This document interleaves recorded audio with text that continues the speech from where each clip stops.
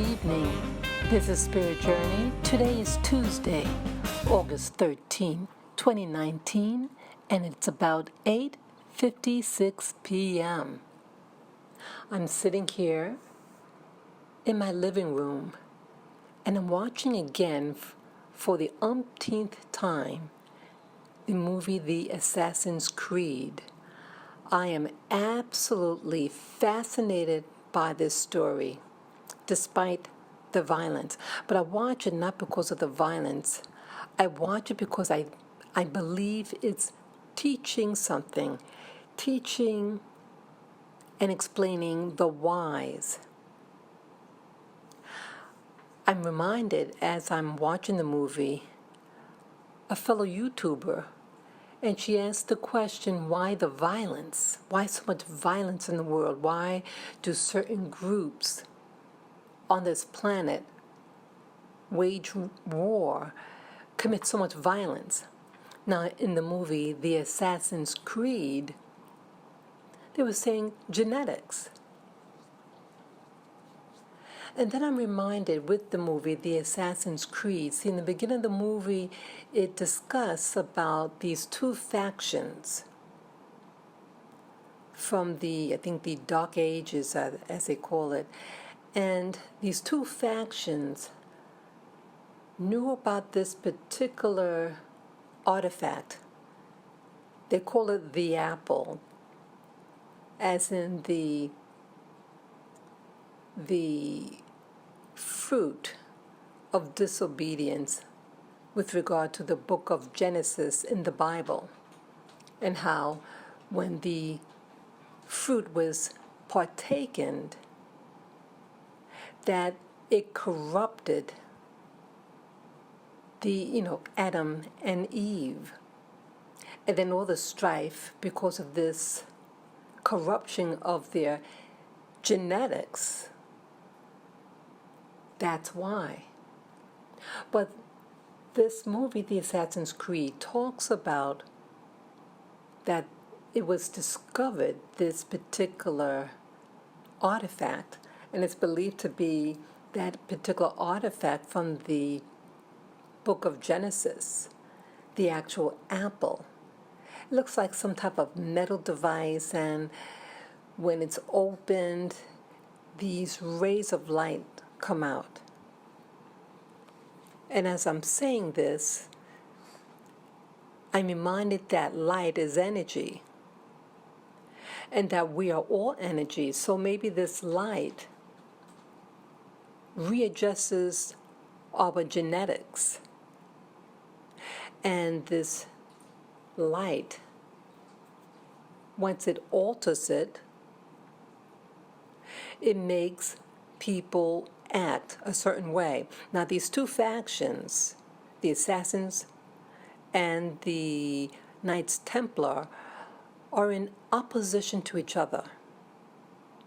The assassins, they want to prevent this artifact to be found by the other because they believe in free will, while the other group, the Templars, they want to control human behavior to not do what it's doing. But in essence, they're both about the same thing.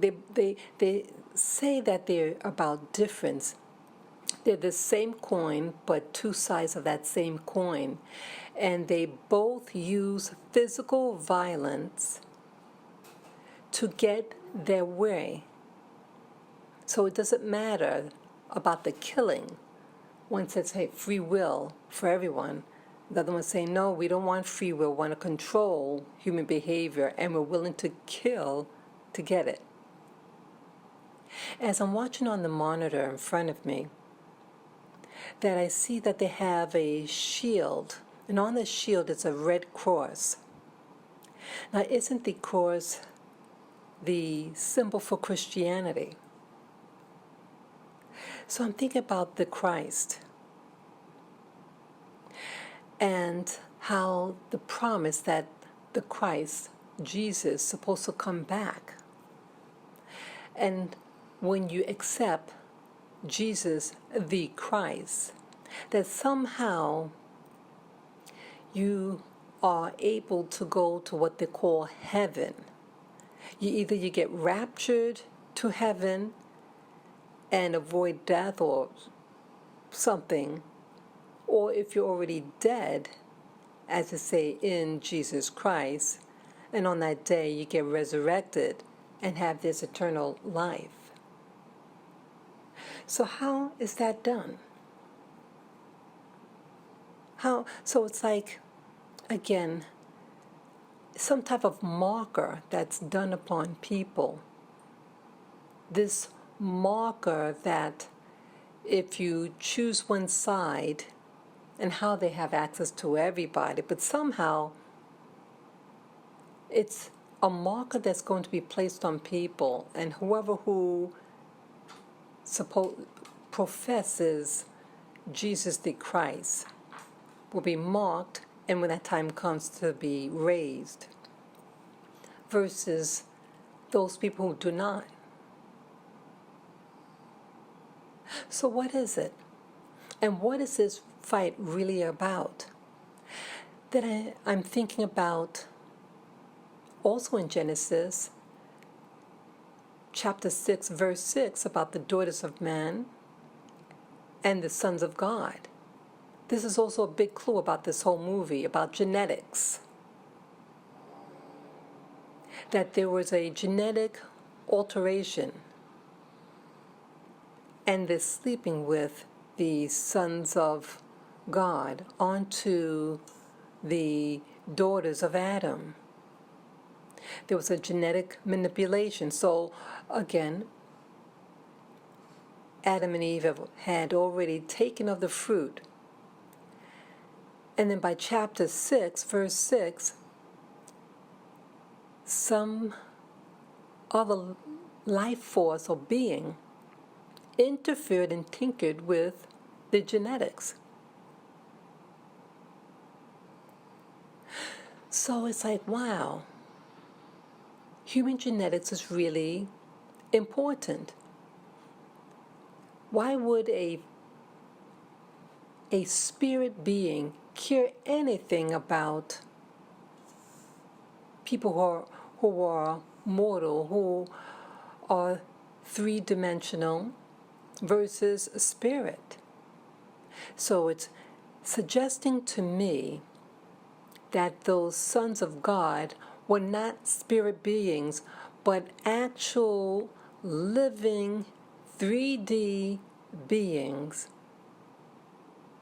that could have sexual relations in order so that the offspring will be able to do the will of it. So there's a fight in this world system. Those individuals who are tinkered with the chapter 6 beings, tinkering the genetics and having superpowers. And maybe this Templar thing versus the assassins is just a continuation of that fighting. It's all about genetics. And that beings from outside are interfering with the lifestyle of the humans. And it's generational, as in the fruit of disobedience / the apple that it's known as. It was tinkered with the first time in the garden, and then tinkered again. What makes it? How do we know that it's not happening again? The tinkering of our genetics to have us do certain things. Is this apple a real reality?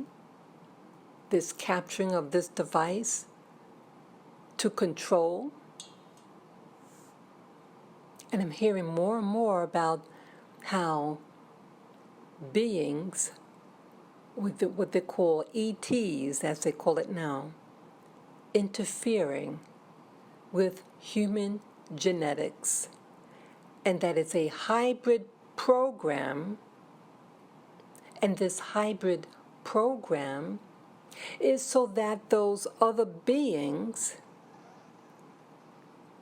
can navigate on this planet. See, they're doing it in stages. They can't live here directly because their genetics it's not compatible. But if they breed and get a hybrid and then keep on diluting it, but having enough of their genes to will their destiny over this planet. It is a desire, it seems, for outside forces to have dominion over this planet, over the people, to enforce its will. And so I'm watching this film, The Assassin's Creed, of people from the time of Columbus and up to now, according to the movie, this continual fighting, and that the genetics of the ancestors of key people of the past to obtain this apple, this thing that can alter genetics or has already altered, and by them studying this device, can control human beings. So it's like slavery, to enforce an obedience, global obedience, for those who are to be rulers of this planet. This is very interesting. And then I'm reminded now as I speak about the individual, Jeffrey Epstein, who died a couple of days ago. Some say that he committed suicide or that he might have been killed in prison. But either way, it had come out that he had desired to impregnate 20 women at a time. Why? He was also involved in organizations that did studies with genetics. Now, Epstein is a Jewish man. He is of the people of the Bible, right? And so you start to wonder, in light of everything that's mentioned in the Bible, in chapter 6, verse 6, about the daughters of man and the sons of God doing genetic tinkering, and also the book of Genesis about the fruit that was partaken by both Adam and Eve, and that you have people who talk about ETs having a genetic program, and that how you have Jeffrey Epstein, who, for whatever reason, and how he was able to, because he was a college dropout, he was fired from his job, and we really don't know how he's getting income. But one thing we do know, that he had people that set him in places. So he was just a tool for other people. And they wanted his genetics to impregnate 20 of these women. Isn't it feasible that maybe it was already done? And it wasn't just going to be 20 women, but 20 women at a time, if I understood right. And why his genetics? And again, they were having all these ceremonies. So was this to be a breeding program, possibly to maybe the offspring to be a blood sacrifice, or to actually be used for some higher purpose, and it was necessary that they use his. What is his genes like? Who is Jeffrey Epstein's parents? Who are they? Who are his parents? And now that he's dead, are they still going to do the genetics and impregnate him? And I'm sure eventually he knew that his time was going to be up. It was inevitable. He knew too much. The man who knew too much. And you know what else? See, all the people that he was involved with are top officials, prime ministers, corporate heads, all those mainstream individuals who have power over the planet as a collective. So maybe this is just a part of the continuation of control, having these people blackmailed, getting money from them to control the politics. And now also with Trump, President Trump, having what he says going to be implementing the Space Force, I believe this is somehow also tied in at this time. So you have a Space Force, you have people who claim that there are being abducted by ETs, and then you have a Jewish man who wants to impregnate 20 women at a time, and he's an older man, he's 66 years of age. Why at this time of his life? And unless there's a bigger purpose, a global purpose, and he and his genes were to control this, possibly this new dominion over this planet. Maybe it was a cloning process, or cloning program, I should say, and just continue having little hymns all over the place in positions identical as what he's doing now, and continue with the process of controlling these leaders. This is really interesting. The common denominator with all this, with the movie that I'm watching, the Assassin's Creed, with Jeffrey Epstein, with the apple of disobedience, with chapter 6, verse 6 in the Bible, in Genesis. It is about genetics. The ETs are about genetics. The control of genetics in order to control this planet and to what they call terraforming, to alter the landscape for according to its genetic patterns.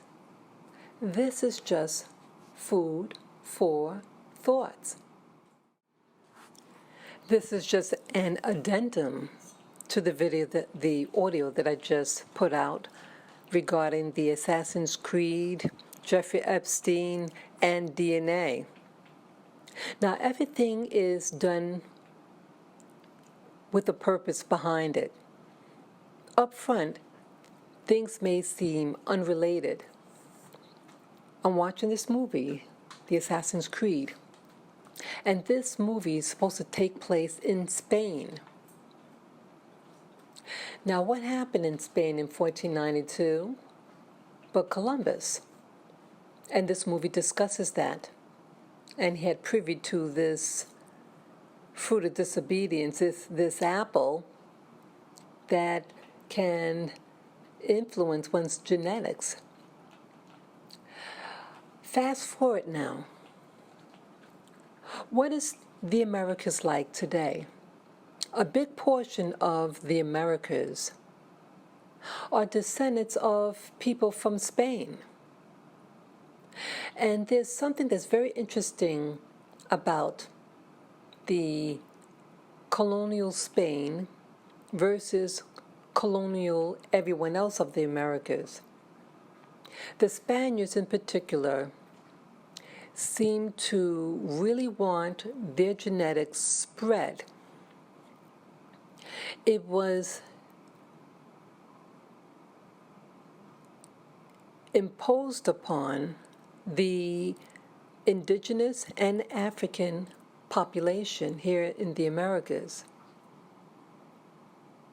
Now, in contrast, like in the United States, that the people of the Europeans of the United States wanted a separation, and a very severe separation of the genetics between whites and blacks in particular, versus Spain that had their genetics spread to the women, whether the woman was an Indian or an African.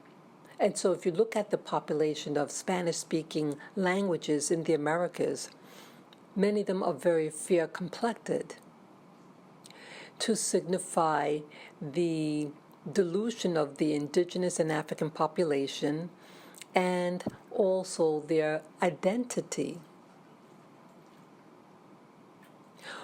What are their identity in general if you speak to the people of these regions of the Americas that speak Spanish? And many of them identify with their Spanish heritage. And I think this is by design. See, I think with Spain, that just like in this movie, The Assassin's Creed, that they're thinking ahead and they're willing to sacrifice in order to implement their purpose, whatever what that purpose is.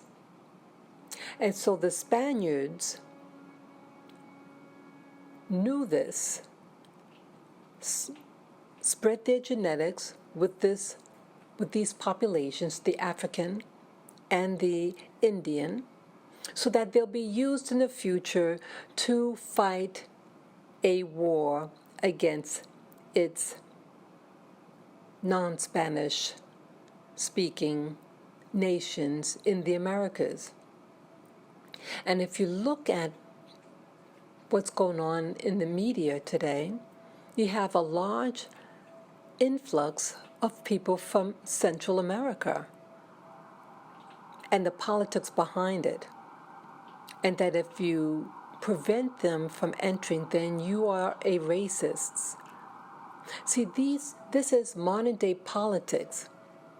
And in fusing a nation of genetics, infusing the genetics via immigration. And these possible new immigrants, since they have their genetics, the genetics of the Spaniards, and as this movie also talks about, the genetic memory. This is essential. Genetic memory is powerful and has a big influence about one's thought life, one's behavior. And if genetic memory is as strong as this movie suggests, that there will possibly be an activation of those genetic memories of these people once they enter the United States of America to enforce its will. So if that's the case, how is North America to handle this? See, the colonials of North America also wanted to implement its will. And what is that will? And how is the genetic separation, how does that help them? Because it seems on the surface to have a diversified genetics And most of them having those genetics, you have a larger potential army. Now, in North America, if it's such division of the genetics, you have more opposition. So how does this benefit North America? This is really interesting. So last, I want to talk about what I just said about the activation of genetics. So you have people like Jeffrey Epstein wanting to impregnate 20 women with his genetics, even though he's an older man. Is this to prepare for an army? This is just food for thought. Take care, guys. Bye-bye.